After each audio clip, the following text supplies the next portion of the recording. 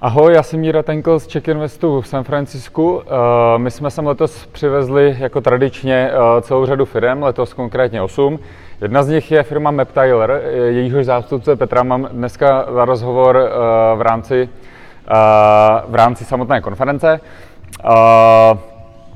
Petr je CEO této firmy a on nám řekne o tom, čím se zabývají, proč přijeli na TechCrunch a co jim to konkrétně dalo. Petře, vítej. Díky moc za pozvání, Miro. Můžeš nám tedy na začátku říct, jaký produkt vás přitáhnul do San Francisca letos? Já se svým týmem pracuji na softwaru a online službách, které jsou dostupné na maptyler.com a my připravujeme mapy celého světa. Data pro mapy celého světa, to znamená něco jako alternativa ke Google Maps API. Cílíme na firmy a máme k dispozici mapy všech ulic, domů a teďka pracujeme na satelitní mapě světa, kterou firmy můžou integrovat do svých produktů. Mm-hmm. Takže do jisté míry si konkurujete s Googlem, jestli to správně chápu. Tak trochu, no. Je to jak David a Goliáš v 15 lidech proti gigantu. Mm-hmm. Jak se pozicionujete vůči Google, co je vaše výhoda? My jsme unikátní v tom, že naše mapy můžou běžet offline, to znamená, člověk nepotřebuje internet a navíc my dodáme balík dat a balík softwaru, které firmy můžou nahrát na svoji vlastní infrastrukturu a integrovat velmi úzce se svýma produktama. To je něco, co Google neumožňuje. Navíc máme k dispozici možnosti customizovat ty mapy, upravit je tak, aby odpovídaly brandu, aby barvy, fonty, jazyk byly upraveny pro použití v rámci dané aplikace. Příkladem může být třeba švýcarské vlaky používají naše mapy a zvýrazňují koleje, tak aby byly dřív vidět na mapě a byly výraznější než dálnice na těch mapách, které oni potřebují. Taky další unique selling point, který máme, tak je, že naše mapy garantují privátnost těch dat. Znamená, některé firmy, IBM používá třeba naše mapy teďka taky, tak je pro ně důležitý, aby, když mapy jsou v jejich produktech, tak aby informace o používání těch map v rámci jejich produktů nešla na třetí stranu. Aby se nikdo jiný nedozvěděl, že kolik existuje uživatelů daného produktu, kolik lidí používá tuto část. Aha. Což vlastně Google v tuhle chvíli neumí, že jo? To je přesně jejich biznis. Oni sbírají o každém z nás, kdo používá jejich mapy zdarma, tak ta cena je právě v tom, že dáváme k dispozici Google pro komerční použití to, kde jsme byli, jak dlouho jsme tam byli, v podstatě co jsme tam dělali a oni pak na základě toho cílí reklamu a dokážou sestavit dokonalý profil každého z nás. Zatímco, když potřebuje firma použít mapy ve svých produktech, tak to je něco, co je velmi nežádoucí. Jasně. To nám dává konkurenční výhodu. To je obrovská výhoda. Jak jsem zmínil, my jsme na TechCrunchi, což je vlastně největší technologická konference, která se koná v San Francisku každý rok. Je tady tisíce firem, je to třídenní konference. Vy jste tady poprvé letos. Mě by zajímalo, s jakými očekáváními jste sem přijeli a co dneska, poslední den té konference, můžeš říct o kvalitě a přínosu té samotné konference pro váš biznes. Pro nás je úžasný tady být, byl to velký milestone pro celý tým. Po stránce marketingu museli jsme připravit novou verzi webových stránek, dotáhnout postery, připravit všechno pro to, aby jsme tady byli a všechno bylo tip-top, aby bylo všechno super tak, jak to má být a zvládli jsme to, za což jsou celému týmu moc vděčný. A teďka ta konference samotná pro nás je obrovským přínosem v tom, že tady máme přímý styk s našima zákazníkama, lidi, kteří nám dávají přímo feedback na to, jestli se jim ta služba hodí nebo ne a byli jsme překvapeni třeba tím, že firmy úplně z jiných zemí už dnes používají náš produkt ve svých produktech. To znamená, naše mapy se objevují v produktech jiných startupů, který tady prezentují a to je nejlepší vizitka, jakou můžeme mít. To je skvělý. A můžeš trošku víc pohovořit o vašich uživatelích? Kolik jich je, z jakých zemí se rekrutujou, kolik z nich je platících třeba? My jsme spustili hostingovou službu před asi 4 měsícema a tam už je teďka registrovaných nějakých 16 000 uživatelů, což jsou většinou vývojáři nebo lidé, kteří integrují ty mapy do svých produktů, ne nutně koncoví zákazníci.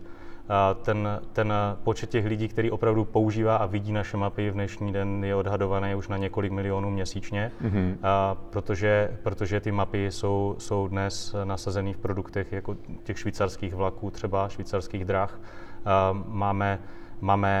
NASA používá naše mapy pro kontext. Promiňte, že tohle to jsou ty jakoby platící zákazníci, to znamená ty firmy typu IBM, NASA, švýcarský vlaky, to jsou ty, co vám platí za tu službu, nicméně ty koncoví uživatelé, to budou vlastně ty uživatelé těch vlakových služeb ve Švýcarsku a tak dále, kteří vlastně jakoby přímo neplatí za ty služby, přesně ale tak. Dostávají to jako službu od těch svých providerů. Přesně tak. Naši zákazníci, my jsme v B2B, to znamená, naši zákazníci jsou biznesy, které vytváří aplikace pro své koncové zákazníky. Takže dnes naše mapy vidí miliony lidí, ale možná ani neví, že jsou to naše mapy, protože my máme dohodu s firmama, které dělají mobilní aplikace. Dalším příkladem je třeba Runtastic, mobilní apka pro trackování, když chodí lidi běhat. Tak ti používají taky naše mapy v části svého stacku. To znamená, oni mají svoje vlastní business modely, někdy jsou ty apky zdarma, někdy jsou placený, někdy je to v nějakým administračním rozhraní, jsou použitý naše mapy, kde jiní provideři vyžadují mnohem větší platby a omezují to, jakým způsobem jejich mapy je možné tam použít. My tohleto omezení nemáme a tím pádem jsme atraktivní pro ty firmy, aby to nasadili. Můžeš krátce pohovořit o tom, co jste tady za těch posledních pár dnů, nejenom na TechCrunchi, ale i předtím zažili, koho jste potkali, jaký benefity vám to přineslo, jak vás to obohatilo třeba? My jsme tady 3 z našeho týmu a byl jsem moc rád za doprovodný program, který Czech Invest zorganizoval. Takže jsme se potkali s lidmi, kteří osobně znají Steva Jobse nebo znali Steva Jobse a pracovali s ním a dali nám přednášku, která byla velmi inspirativní a hned poté jsme s tím týmem diskutovali, jak věci, které nám ti lidi říkali, můžeme nasadit, aplikovat na náš stav jako firmy, jak nás to může posunout dál. Čili tohle to byl takový první velký kick, který je úžasný. Navíc jsme potkali investory a je taky zajímavý bavit se s investorama o tom, co očekávají od těch firm, jakým způsobem ta firma musí být nastavená, aby to pro ně bylo atraktivní. A můžeš říct, jaký feedback jste dostali od investorů, co zlepšit, na co se zaměřit, jestli tam je vůbec nějaká šance do budoucna, že by do vás zainvestovali američtí investoři? Samozřejmě, že být českou firmou nebo neamerickou firmou, zahraniční firmou je pro ně první blok. To znamená, pokud někdo cílí na globální trh, tak má trošku problém a v tomhletom je diskvalifikovaný, bohužel, ale setkali jsme se i s investorami, kteří přímo tohleto hledají. To znamená, je vždycky důležitý najít si investora, který pasuje profilem. To znamená, pokud hledám první investici, seed investici, Series A investici, tak musím mít investory, kteří se na tohleto zaměřují, nějakým způsobem odpovídají technologické oblasti, a to znamená investují do softwaru, neinvestují do hardwaru například. A ještě jim buď přímo vyhovuje, že vyhledávají někoho z Evropy, nebo jim to aspoň nevadí. A ty investory, který jsem měl možnost tady potkat, byli to český investoři, řekněme, nebo české venture kapitálové fondy, které mají pobočky tady v Silicon Valley a zároveň třeba i americké venture kapitály, které jste tady potkal. Byl ten feedback pozitivní na to, co děláte? Produkt se jim opravdu líbil. Samozřejmě, že někteří investoři jsou hodně techničtí, takže hnedka jdou do detailů. Někteří říkají, OK, tohle to vypadá zajímavě. Samozřejmě zajímá čísla, to znamená, kolik máme lidí, jaký jsou tam obraty, jak ta firma rychle roste, kolik má zaměstnanců, v jaké je pozici a podobně. To je hnedka první diskuze v podstatě. A pak je zajímá naše vize, kam chceme jít dál. Pak samozřejmě diskuze pokračuje a jde o to, jestli je člověk na stejné vlně s tím investorem nebo ne. Potkali jsme investory z různých míst, ale musím teda říct, ne každá investice, není nezbytně nutný přijmout investora pro to, aby byla úspěšná firma. Čili sám si nejsem úplně 100% jistý, jestli v daný moment, v dané situaci investora potřebujeme. Máme nějaké plány a budeme diskutovat s našimi mentorama, jestli dává smysl jít do externího investora, protože budeme chtít růst rychleji. Ta hlavní naše motivace by byla, že chceme rychleji dosáhnout pozice na trhu a zrychlit to, co teďka děláme.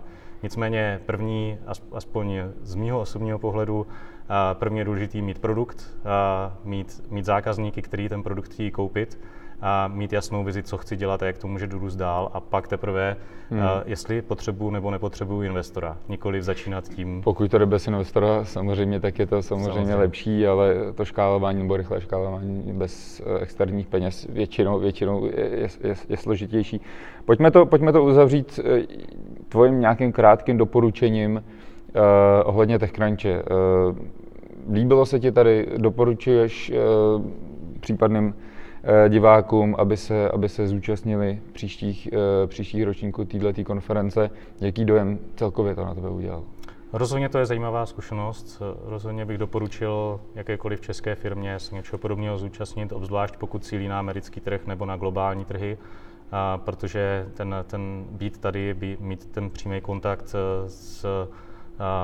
s celým tím trhem, tady to vře, bych řekl. Tady jsou ty firmy, které se sejdou, ty zajímavé firmy, a člověk se může inspirovat tím, jak dělají marketing, na co se ptají zákazníci, jak probíhá komunikace, a opravdu osahat ten trh a přizpůsobit tím pádem svůj produkt tomu, co ten zákazník očekává. Děkuji moc za rozhovor. Taky díky. To byl Petr z Maptilleru.